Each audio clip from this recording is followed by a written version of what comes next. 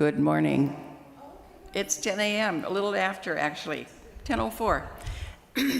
Today is Mental Health Sunday here at Plymouth Church. We're commemorating World Mental Health Day, which is on 10/10 every year, October 10, 10/10, which is during the week. So we have to do this on the 5th because that falls on a Sunday. And today we have Siri. She is a pastor at Atonement Lutheran Church in Bloomington, songwriter, singer, author, yoga teacher, spiritual seeker. She is also known as the Hippie Priestess. And she is going to talk to us about healing religious trauma. So, and then Q&A we'll do at the end. I'll just wave at you with his. Yeah, wave when we're getting close, so. All right, hello. Thank you very much for having me here. This is a topic I'm very passionate about. And before we get started though, I just sort of want to set the table. When we start talking about things, especially because we are in a church setting, so obviously faith is important to us. And I think for a lot of people, it's hard to bring up the concept of faith and religion without there being some kind of response. And so as we're talking about this, I just invite you to be aware that there might be a part of you that's just ready to defend religious experience. And if you've had a positive religion, my religion's not that way, right? We might have that voice inside that's like, not all faiths, right? And so I just want you to be aware when that voice probably pops up that it's valid and it's a part of most of us. You might also have another part at the exact same time that resonates with some of what that I say, either because you've experienced a little bit or you know people you love who've experienced this and it makes you mad. And so that part may come up as well. So we can be activated in many different ways, sometimes at the exact same time. So I just want to honor that is a part of all of us. So just very briefly, I grew up, my father was a Lutheran pastor, what would be the ELCA, and it's in my family. And I feel like I had some of the best experience growing up in religion. My parents were very gentle, it was a very grace-filled, loving home, and it wasn't until I got older and I started to encounter other people and listen to their stories that I started to experience various levels of people's interaction with church and religion that was negative. And this would come in contact with people who had really, really good questions. Great questions like, if God is all loving, why is there so much suffering in the world? Who, when they voiced those, were shut down by their pastor, youth pastor, Sunday school teacher. And this continued throughout college and to the point where I decided I wanted to go to seminary because I wanted to be the pastor who made it okay to ask any question. That it was okay for you to be on the belief journey that you were on, and I would hold space for that. As I felt that was so important. And yet in the process, I began to encounter more people who'd already left the church. So this is a picture of me with one of my best friends. You can see I'm the one on the left. She's the one on the right. We were neighbors when I was in Rochester, and I would come over and have tea with her, and very quickly we realized we had incredibly different life experiences. She grew up Pentecostal, had incredibly negative experiences of her religion, terrifying experiences of her religion, which was also compounded by the physical abuse that she received at home. And so when she could, at 18, she left everything. She left hometown, she left church, she left her home, she left everything to make a life of her own choosing. But she had not thought about religion really much at all until here this Lutheran pastor shows up and we become really good friends. And in the process, I began to rethink my own ministry in that if my friend was sitting in the pew when I was giving a sermon, would it make any sense to her? Or would it just be me parroting doctrine and theology that I'm supposed to be teaching? If it doesn't help heal her soul, is it worth it at all? And over the last 15 years, I've been going on spiritual retreats all over the place where most people are not Christian And they're often very alarmed that I'm even there as a pastor. And after a while, they start to tell me their story of church trauma, of church hurt. And so this has become something I'm very passionate about, is how do we, as places of worship, as spiritual leaders, not only not contribute anymore to the harm that's being caused, but actually help to be a healing space for those who dare to trust us enough to allow us to maybe try. So I want to just talk a little bit about what exactly am I saying when I'm saying religious trauma or moral injury. I used to call it post-traumatic religious disorder until someone else gave me a name. This is a little bit different, and I just want to say that, like any of us who are in a church experience are going to have moments in which we're irritated with someone. We don't get along with everybody. We're tired of the arguments over what to paint the ceiling or the pews, right? But those are really part of living in a community. Any community that you're in, even if they're trying to be really healthy, is going to have moments of frustration. So to me, church frustration is one category that's relatively benign. It's hard to get rid of. There's another category that I call church hurt that's a little bit more serious, and this is where people may experience somebody says something rather rude, or you're a parent of a young child, and every time your child makes a noise, everyone glares daggers at you, and that happens again and again and again and again. You just are like, well, church might not be for me. And so a lot of people, I think, walk out the door because of church hurt, which is not necessarily in the same category as religious trauma. That is a deeper level altogether. So religious trauma is mental, physical, sexual, or emotional abuse that occurs in a religious or context setting. It's abuse that occurs in family settings due to religious beliefs. So it's baptized in the religion, these bad things that are happening to you. It's also long-term exposure to messages that undermine mental health. And this is my thought on this. When you're denying the soul's autonomy, dignity, and worthiness in the name of spiritual and religious beliefs, you are going to cause trauma to that soul. So people will experience symptoms, and they don't know where they come from.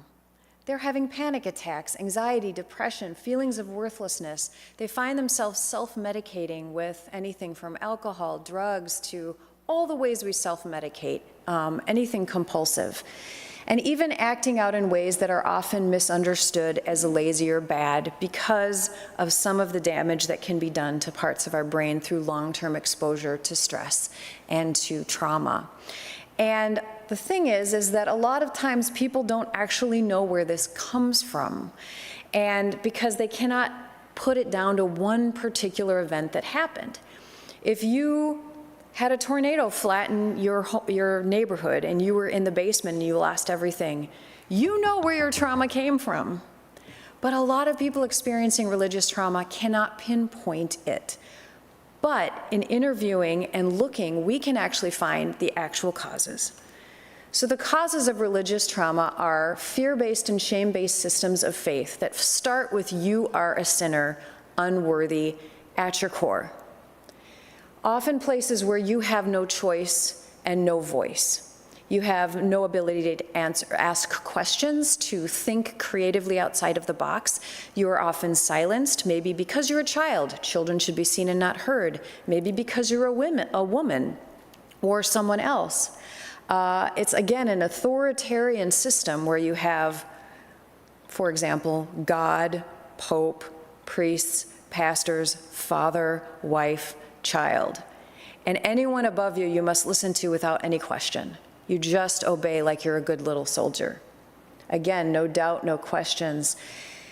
And I add this in here too, because this is part of it. Purity culture has done a lot of deep damage to not just to women, but to men as well. And again, it is a hierarchical black and white system. It's saying this is the way boys are and this is the way girls are. And girls, it's a very, very controlled system in the way their thoughts, thinking, and having any sort of sexual desire before they're married is sinful. Behavior, obviously any sort of crossing the line of what's sexually appropriate. And even, of course, anything done to you, you're responsible. So you're responsible for the thoughts and behaviors of what men think and do to you as well. And this has been deeply traumatic for a lot of women who are raised in those very, very confining purity culture situations. With all of this comes a fear of rejection by family or community if you don't conform. So there's a lot of probably closeted people who throughout Christian history have wanted to remain in the faith where they could be saved, where all of their family, their entire village, everybody they knew was in. But in order to do that, they had to stop being who they were. And that caused trauma. Disempowerment is you're taught that your thoughts and feelings are bad. When you are taught intrinsically that what you think and what you feel must be inherently sinful and you cannot trust yourself, who do you trust? That external voice of authority, who then, if there's any sort of abuse that might happen, boy, that is really, really throws you for a loop. In situations where there's an emphasis on punishment, the devil, hell, demons, the rapture. Interesting that we just had another rapture moment. I found out too late. I missed it. I wasn't ready, but that's okay. There are a lot of people who experience what feels like post-traumatic stress disorder, nightmares, panic attacks, from the childhood growing up with this constant emphasis on the devil and demons and the rapture and hell. And finally, information control. So we see this in cults, we see this in a lot of different groups where there's only so much information that you receive. You get the one news channel, you get the one thing that's okay for you to understand, and everything else is bad. And so you kind of have to go through life going like this in order to not hear the bad things that are out there. A huge emphasis on us and them. We are the chosen, we are the ones with the right message, we've got it right. They are the sinners and they are bad. There's this really, really great story of the daughter of the founder of the Westboro Baptist Church.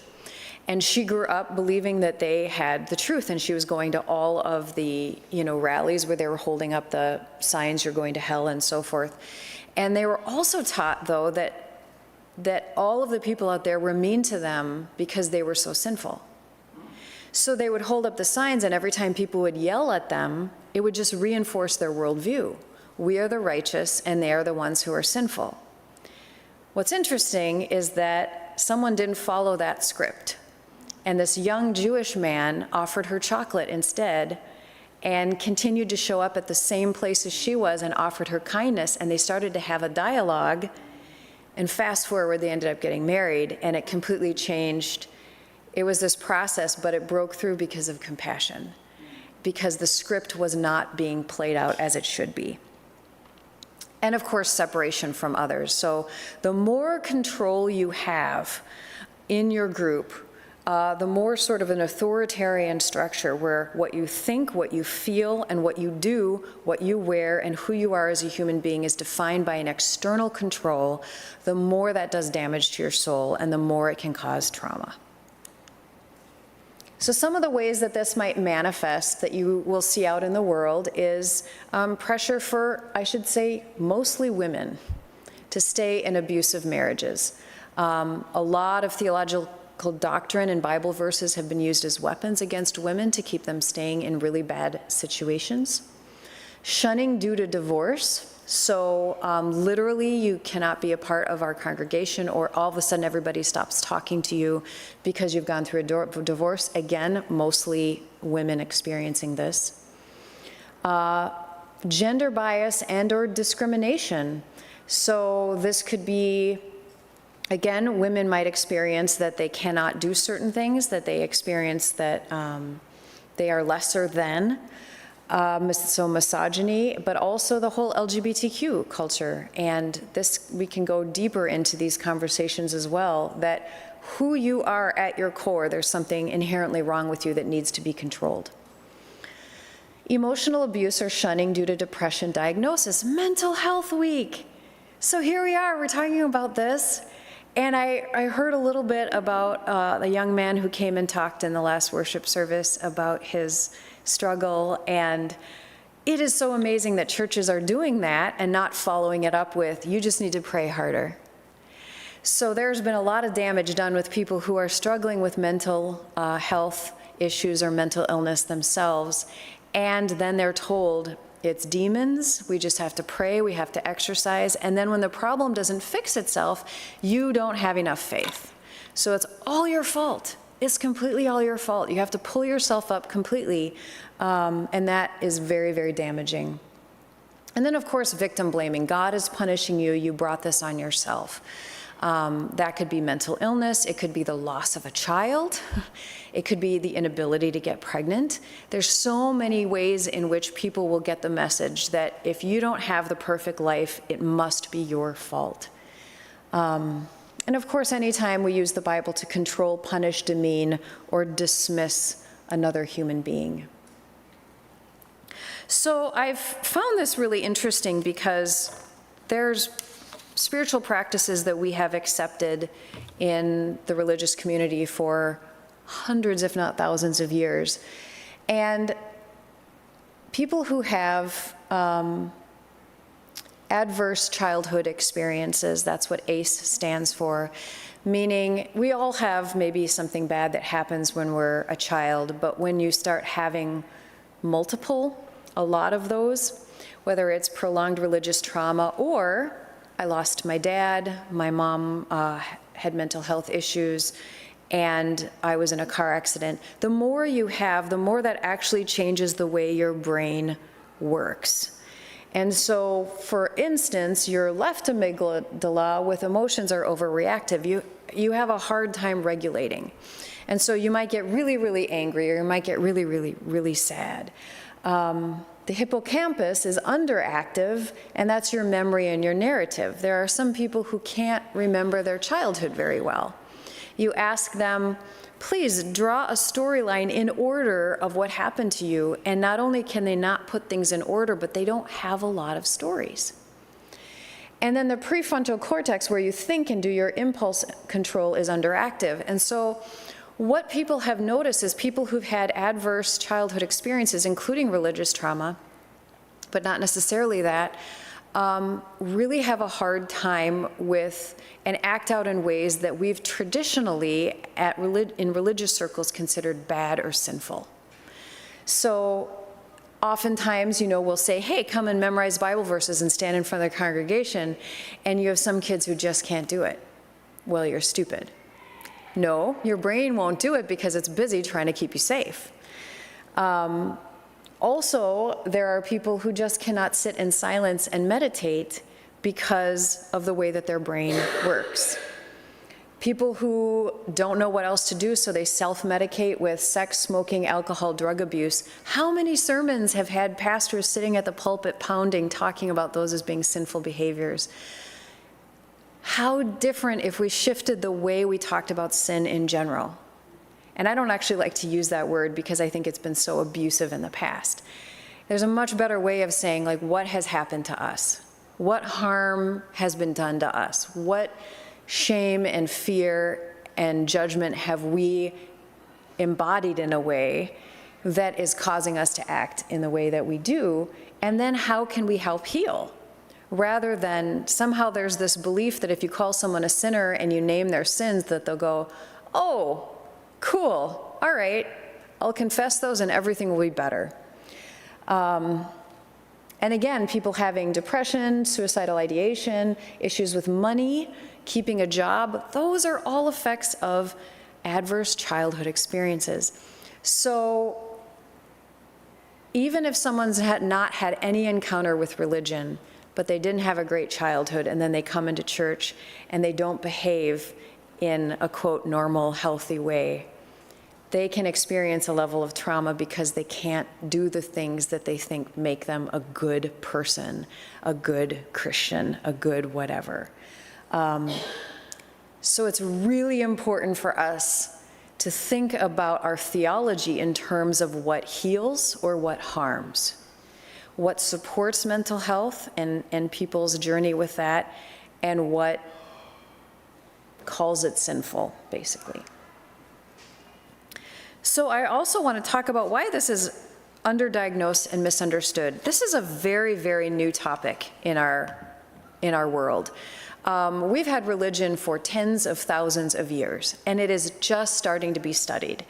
The program that I went through a couple years ago is one of the first in the nation that talks about and trains people on understanding religious trauma.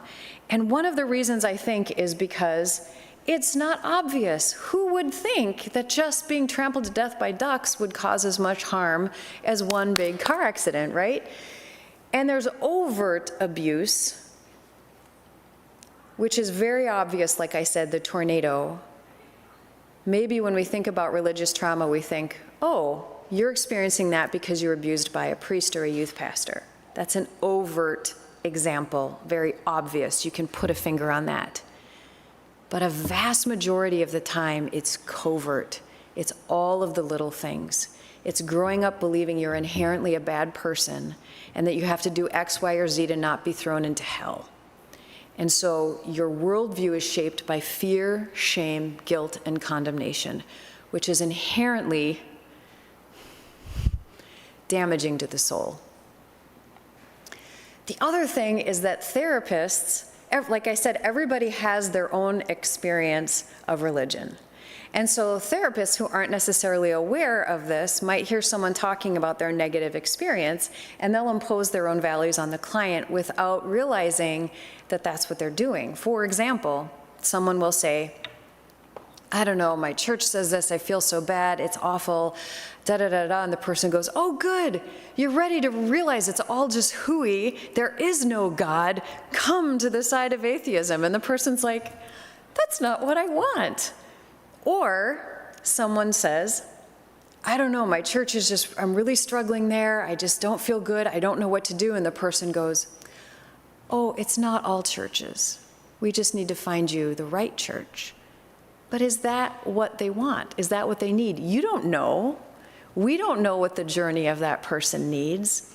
And so when more and more therapists who might encounter and be able to go, I think you're experiencing religious trauma, and then they have to deal with their own reactive parts inside and how they've experienced it, and allow space for that person to figure out for themselves what they want, which could look like a million different things.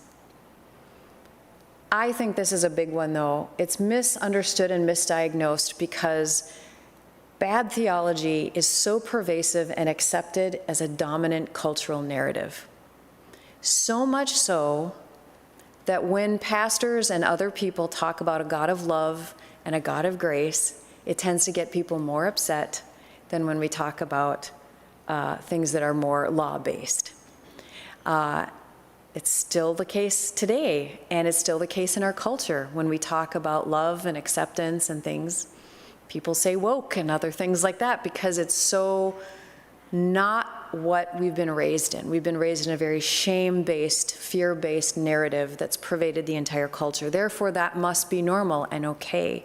So if you can't handle God, the devil, hell, demons, and the rapture, it's your problem because that's what's right, right? So what can churches do? The first thing we can do is hold space for these stories without getting triggered ourselves. And that just means to be aware of the parts that start to pop up within us that want to argue or whatever. Hey, not all churches, whatever it is that we feel compelled to say, to just hold space for that person to share their story. And then recognize the symptoms and maybe offer some support or refer them to someone who you think can help them, someone who's trauma-informed, religiously trauma-informed specifically. And that would be people who don't know. They're depressed and they have panic attacks, but they can't figure out what it is. But you know maybe they've come from a very, very conservative religious background, and you think, interesting, those two things might be related. And of course, we avoid spiritual bypassing. Are you familiar with that phrase, spiritual bypassing? Great term that says basically you're using religion or spirituality to avoid anything negative or difficult. So that would be, in the spiritual community, it would be like, it's all love and light, man. It's all love and light. It's not all love and light, and we have to do some shadow work sometimes. We have to go down into the depths in order to heal it. But even in Christian circles, we can use spiritual bypassing. Just pray on it. Just hand it over to God. We can use some of these phrases in which we're not willing to go into how dark it can be with them. We're not willing to go into the tomb of Lazarus first. Re-examine our theology in terms of impact rather than doctrinal correctness. If I could tell this to every pastor and seminary on the planet, even if they hate it, this is what I would say. If our theology, even if we can point to the smartest Augustine-type person or all the Bible verses, but at the end of the day, people are being harmed by it. Why are we continuing with it? Something needs to change. Re-examine the way we speak of people who are exhibiting undesirable behavior. Again, instead of talking about sinful behavior and sin and this person's a sinner, think instead about these are the ways in which we are all hurt. And these are the ways in which we cope with a very, very painful and difficult world, and we need healing. So it's a completely different conversation that doesn't put the blame on anybody, but rather says that we are all human beings in need of healing and that God wants healing for us. Educate congregation on religious trauma and mental health. And then teach listening skills to members who might be tempted to say something helpful because they don't know what to say or do. And this is sort of a universal thing, isn't it? That I've often heard from people who've experienced a great loss in their life or the loss of a child, that often it's so painful for people to contemplate that they will say things that maybe it would be better if they'd said nothing at all. Well, God just needed another angel. You know, things like that, that maybe that makes them feel better, but it's really an attempt to make them feel better rather than to make that other person feel better. And so those are just sort of skills that we all have to learn as human beings, is if we're gonna walk with people in difficult moments, even just to hold space for a conversation, to learn silence first, and to learn the ability to just go, wow, that sounds really hard, and not try to instantly make it better. And finally, teach self-compassion and rethink humility. So self-compassion is so important, and we have often in religious circles been taught. I just finished a book, a lovely book, where he said, the whole problem of sin is that you love yourself.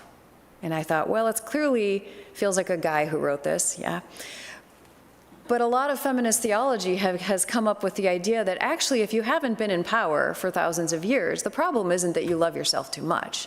It's you've been taught that you are worthless. So then you go to church and you're told, potentially, that you are worthless and only by the grace of God did Jesus die for you. You know, it just doesn't help for the soul to emerge and to live the life that God intended for it to live. So therefore, teaching self-compassion that yes, you are lovable, inherently lovable. God loves you, you should love yourself, and we are loving our neighbors all at the same time. There's plenty of love to go around. And humility doesn't mean I am a worthless person. Thank goodness Jesus just died for me, but rather, I have a lot to learn. I can still be wrong about things, and that's okay. I'm still inherently lovable, valuable, and important to God and to the world, and I still have a lot to learn, and I get to make mistakes, and that's okay. To me, that is a new understanding of humility. How am I doing? Are we at the end? Any minute we could start questions. Yeah, I think we'll just do that. I'm going to end with this. Toxic theology is any system in which legitimate human experience and response is shamed by a religious system or institution. I think that is a brilliant statement. So, yeah, I'll open it up.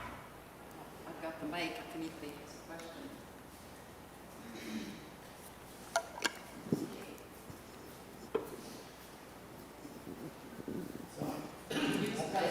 People online. Yeah, no, that's wonderful. Thank you. I'll give it to you when I'm done. Thanks, Siri, for being here. I was interested in coming today because I like you, it sounds like grew up in a faith where I did not experience religious trauma, and I experienced a lot of openness to questions and exploration of different traditions and faith traditions. And recently in my work, I have a coworker who shared with me that they have left their evangelical church, and my husband is a pastor, and he wants to talk to me about it. He's like, he is struggling. Something opened up in him where he realized that, like, this isn't healthy. I need to leave. This person is probably in their late 20s. Mm-hmm.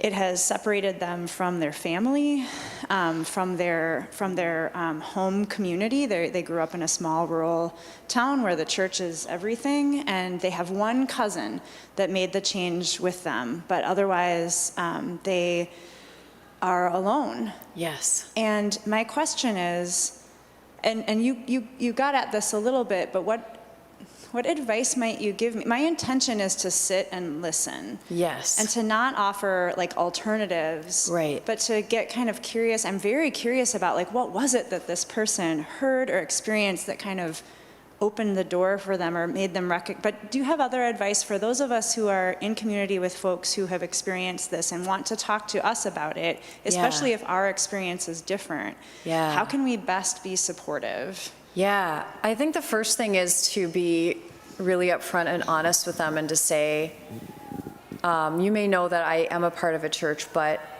I genuinely just want to listen to you and I have no agenda. Because I think that's a huge thing. I have so many conversations with people who clearly have deep, online and stuff, who clearly have deep trauma. And they really think everything is agenda-based, that we're just here to convert. And it's really hard to convince people that that is not my agenda, and especially when there's plenty of Christians who think that should be my agenda. So I think that for some people, God's journey is leading them to leave the church for as long as they need to. For sometimes it might include atheism. For some people, it might include moving to a completely different religion. I think God is leading if there's compassion along the way. So keeping that open, saying, I have no idea what will be the most healing for you, but I know that the most important thing is that you heal. So that's what I would say, and then like allow them to be honest with you, to say, if I say anything that feels triggering to you, tell me, because that's not my intention. My intention is support. Does that? Okay, yeah. Okay, I'll ask a question since, oh, you have one? Go ahead, Richard. Oh, okay, thank you. The conservative evangelical churches seem to be continuing across the country to be gaining in attendance and membership. And it seems to me and a lot of others that what they are offering is some kind of guarantee of happiness and sureness of what we would consider a fairly narrow path. Mm-hmm. Why are they succeeding when they're not really listening to people's individual needs? Yeah. Do you have any comment about that? I have so many thoughts about that. I did have a member a sweet guy who's like, well, this evangelical church is growing. Maybe we should try to be like, do this. No. Most of us growing up, we do not have a wisdom culture, a culture that honors wisdom. Our elders are not encouraged to move into a lot of reflection and wisdom, and there's just not a lot being passed down. We don't honor any of that. And so I don't think we grow up with a strong sense of learning about our own internal authority, which is the key, finding your own internal authority, which is a process that takes place over a period of time. There's also a wonderful book by a man named Fowler about the stages of spiritual evolution. He's got 6 stages. And he thinks out of the 6 stages, 6 is like Jesus. It's like you're one with God, and that's kind of where it is. Most of the United States is stuck at 2, between 2 and 3, and that's very concrete black and white thinking. So in a lot of ways, people who are in a concrete black or white way of thinking also are drawn to authoritarianism because it's so obviously, the loudest gorilla in the room must be the one in charge. And it takes a lot of time in order for your brain to start changing and adapting to complexity and gray, when you can actually see that actually the really quiet gorilla in the corner that's like weaving a basket might be the wisest one in the room. But that takes a while for subtlety to come. And so I really think that a lot of these religions that are very black and white, we've got the right thing, I'm the loud, shiny pastor, I bang my fist on the podium, people are like, this guy knows what he's talking about. And I think that has to stop working for you in order for you to look for anything else. I think I hate to say it, but it is sort of a maturity level. And we are, as a culture, very immature. So that's what I think is going on. And also, when we do have so much chaos happening, people look for certainty. And when you come to my church and I say, hey, let's discuss the grayness of life together, for some people, that is exactly what they want. But for a lot of people, they're like, just tell me what to think so that I can feel like I did the right thing and I can go home and feel good about myself as a person. And that's part of a level that we need to move through as Christian or as people of faith. It's not bad. It's not wrong. It's a level. That's my answer. Short answer. Yeah. I don't usually like to speak in situations like this, but you're striking chords all over the place. Okay. So I am a therapist, actually. So, Okay. so thank you for Yes. talking about it.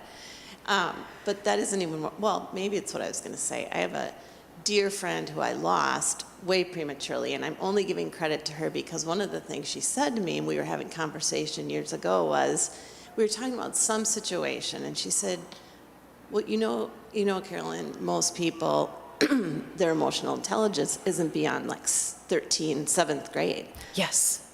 And I was like, okay, I should know this because I'm a therapist, but I don't know where she read it or heard it, but just speaking to our society more so. And I mean, Yes. I know that, I know all the developmental stages and this, that, and the other, but I'm like, oh, that's why. But my concern, and I think this is valid, is that how do you, I think one of the disadvantages, well, I don't even know how to, I think that's a turnoff for people. I think people who maybe have less emotional intelligence see that as a threat or oh, you're better than me because you're able to think critically kind of thought process. And so, and I mean, even, and I don't want to make this political, but I don't know how not to, just looking at our current political circumstance, it says a lot about authoritarianism and how this, and then suddenly criticism that I've heard post-Obama was, well, he didn't connect with people because he was too smart or he was too well-read or he spoke, and cerebral, right. And I thought, oh my gosh, so, and yet that sounds snotty of me then to, then I'm an elitist, not monetarily even, but just intelligence-wise. So how do we do that? And then my other thought is, I don't get how any of this goes back to Jesus. Right. Like, every time I wake up and think about this, I'm like, how any evangelical, because they're very about Jesus, and I'm like, this was not what Jesus talked about. So do you, you live and breathe this, and I have a great friend who's also a Lutheran pastor, and we've had awesome conversations. Oh, boy.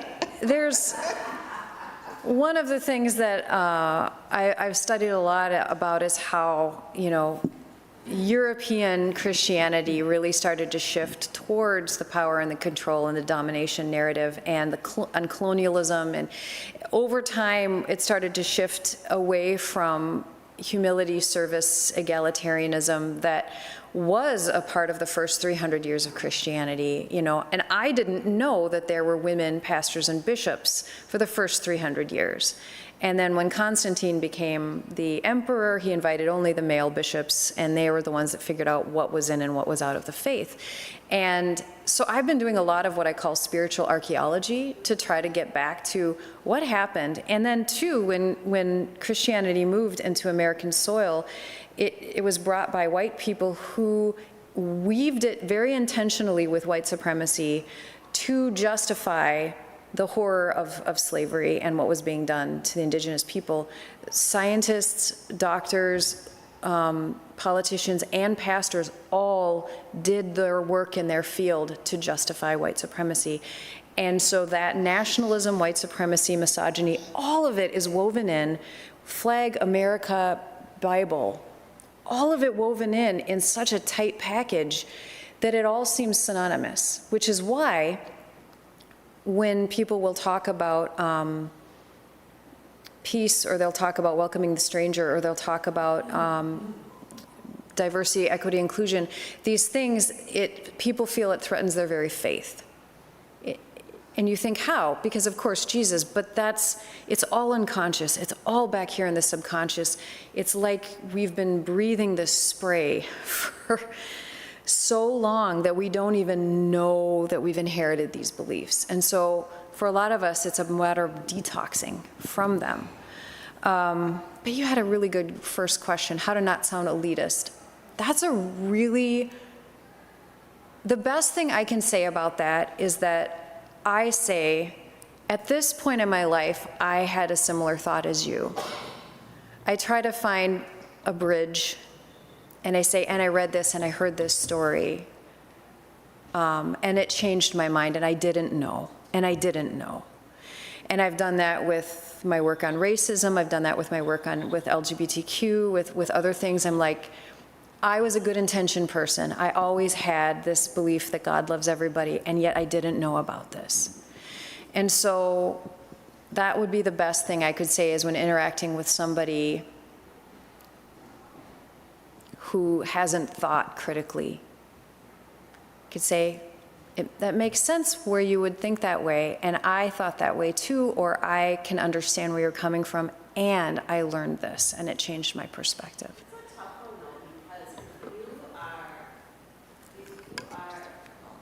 It's a difficult one because if you are from, the day you're born in a culture, in a community that does not promote doing that,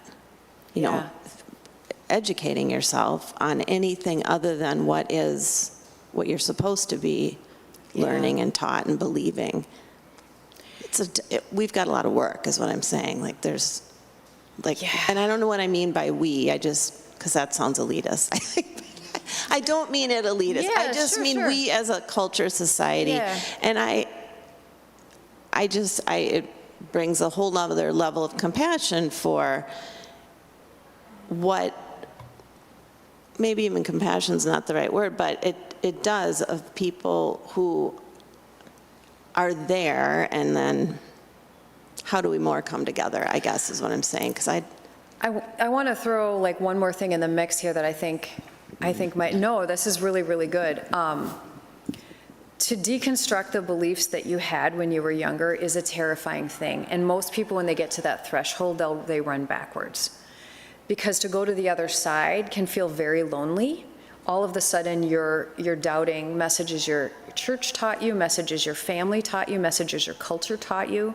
So deconstruction, which is the kind of fourth level of Fowler's spiritual thing, not everybody goes through that. And people that go beyond that, when they finally get beyond that and they start to reconstruct a much better worldview, are also sort of uncontrollable because you can't tell them what to think because they've already thought really hard for themselves.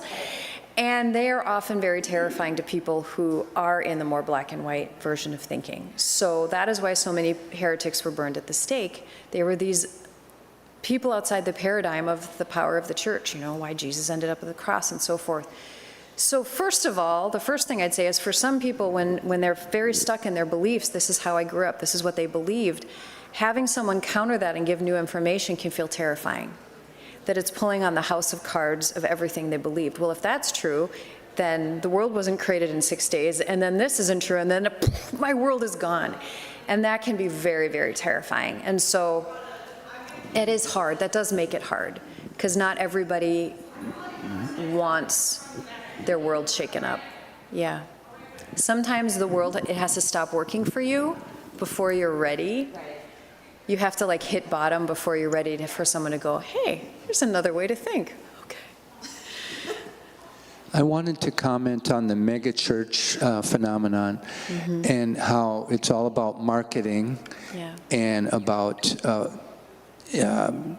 having things be very easy and simple, and a lot of different ways of reaching out to young families and providing all of these programs.